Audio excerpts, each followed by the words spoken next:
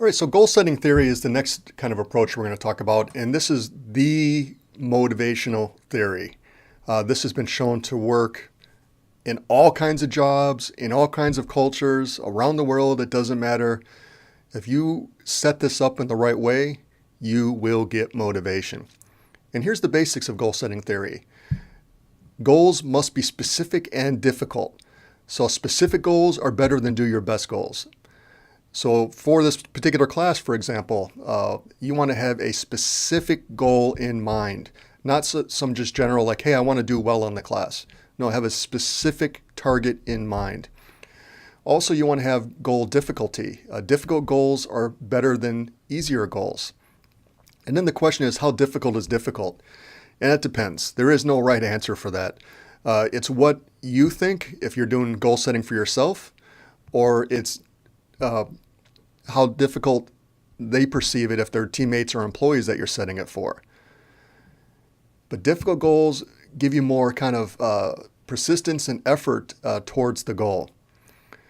Now, let's say, for example, that I wanted to lose weight. I could lose a few pounds, and that's too general. So instead of saying I want to lose some weight, I say I want to lose 7 pounds in 2 months. That's a very specific, measurable goal. Then looking at difficulty. Is 7 pounds difficult? Well, it is for me. It's not too difficult though. If I just said this, I'm going to lose 2 pounds in 2 months, that's too easy. That's not going to really motivate me to change my behavior and move forward. 7 pounds is, for me, difficult enough. And so it gives me something to shoot for and target. So you have to have specific and difficult goals. But then you must also have acceptance of the goal by the person that you're working with. So they have to accept and be committed to that goal. If you just say to an employee, I want you to raise your revenue by 13%. If they're not into that, if they don't believe they can do that, they're not going to be, goal setting ain't going to work. You also have to have feedback. And so again, we see feedback. We've seen feedback all day through all these modules. The job itself or you have to be able to tell them exactly how they're progressing towards their goal.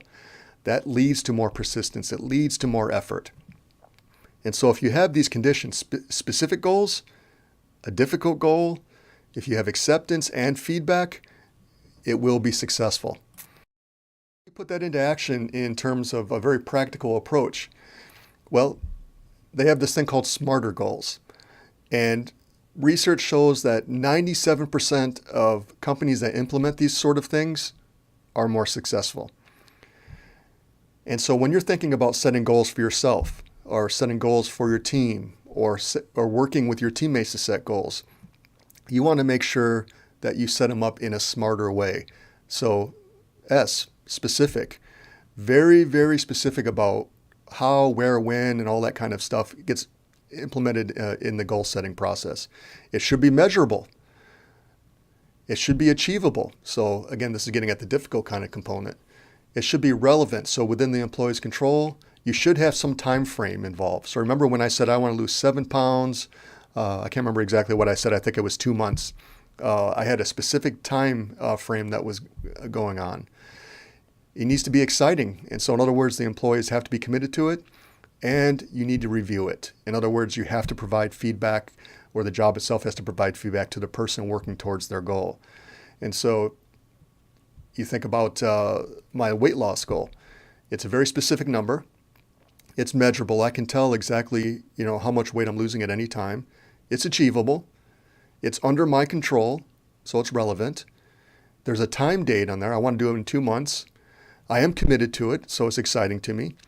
And the feedback is easy to provide. I step on a scale each day. I can see my progress towards the goal that I have. Now, justice is another approach to motivation. Justice has 3 components. So overall justice, we're just simply talking about fairness. That's what we're talking about, fairness. Is something fair? But there are 3 components to justice: distributive justice, procedural justice, and interactional justice. Distributive justice is the fairness of an outcome. Was I paid fairly? Did I get the raise I deserved? Procedural justice is the fairness of the process that was used to determine the outcome. So was the performance appraisal fair that determined the pay raise I got? Interactional justice, was I treated with dignity and respect? So distributive justice, fairness of the outcome. Procedural justice, fairness of the process. Interactional justice, fairness in terms of treatment. So let's start with distributive justice first. This is the oldest justice theory, and it started with Adams' equity theory. And the idea here is that you compare a ratio of your outcome, the outcomes, to your inputs. And you compare that to some other person, outcomes to inputs. And so the outcomes could be all kinds of different things. Salary, working condition, benefits, any kind of outcome you receive from the organization. Most studies look at salary, and so we'll just keep it simple right there and use salary as the outcome. The input is the level of effort or skill, education, whatever it is. It's what you bring to the job. And so most studies just look at effort, so we'll keep that very simple. We'll look at effort. So in other words, we're looking at the outcome to input ratio. In other words, the paid that we receive to the amount of hours I work or something like that compared to someone else. Their pay versus their hours worked. And this results in motivation or demotivation. What we strive for is equity, the middle box here. We want the scales balanced, where our outcome to input ratio is equal to the outcome input ratio of someone else. That's equity. That's what we're striving for. That's what we're motivated to achieve. Let's talk about the top box here, where we have negative inequity. And so let's say I'm person A. And I'm going to give you an example here, and this is not real life. I love what I do. I'm just using it as a illustration. So let's say that I'm person A, and I get paid a certain amount of money for the number of classes I teach. So I have my pay versus the number of classes I teach. And I compare it to someone else. And let's say I compare it to a Harvard professor and what they're paid and how many classes they teach. So they get paid a ton of money, and they might only teach one class a year. And I look at that and I go, and again, this is not true. I look at that and I go, oh my God, I'm so upset. I'm angry.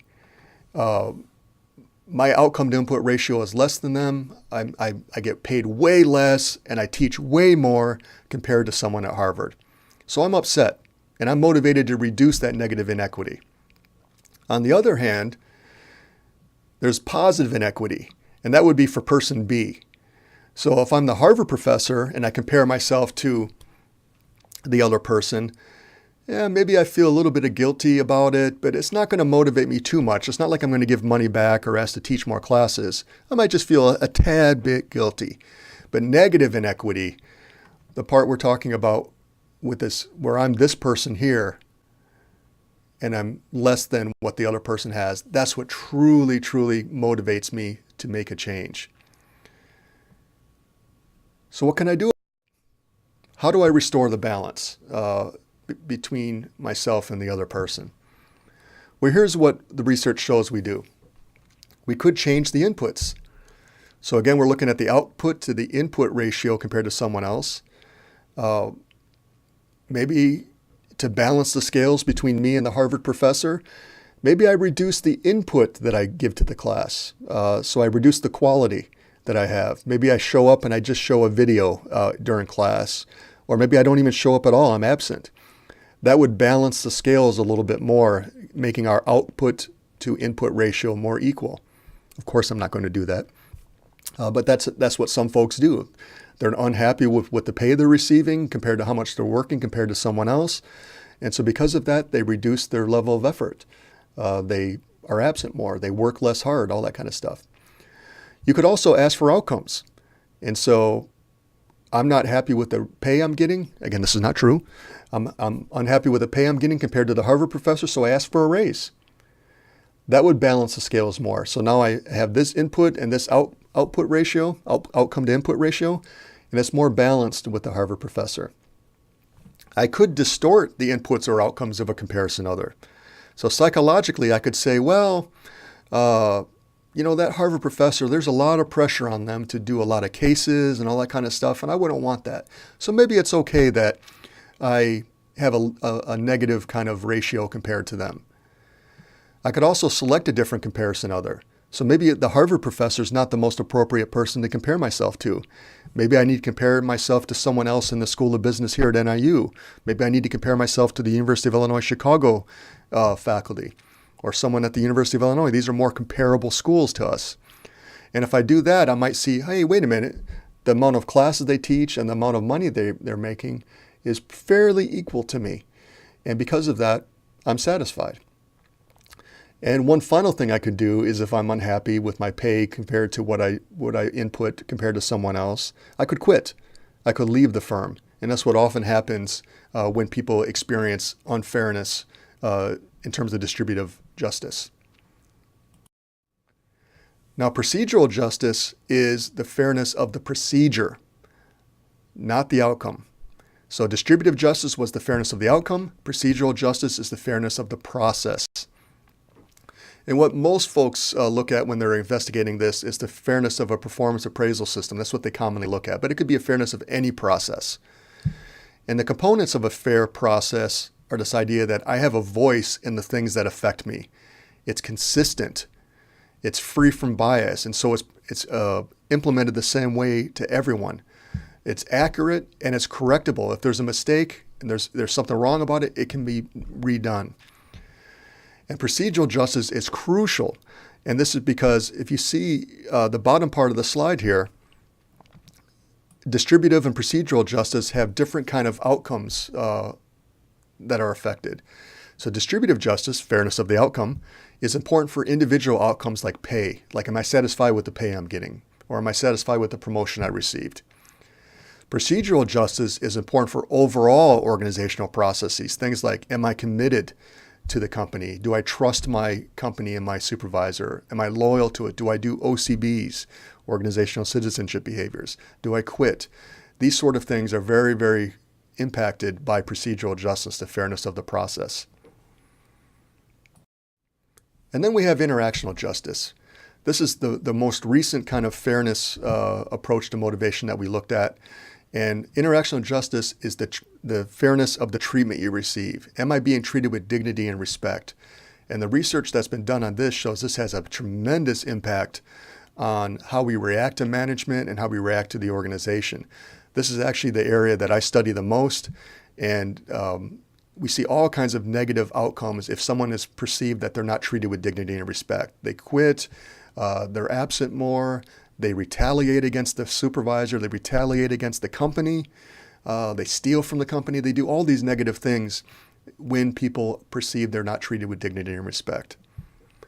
And so because of that, whatever you're talking about fairness, distributive justice, procedural justice, or interactional justice, you always want to make sure that you as the person that's implementing these things is seen as fair. And with that, I wish you well. Have a great day, and thank you for listening.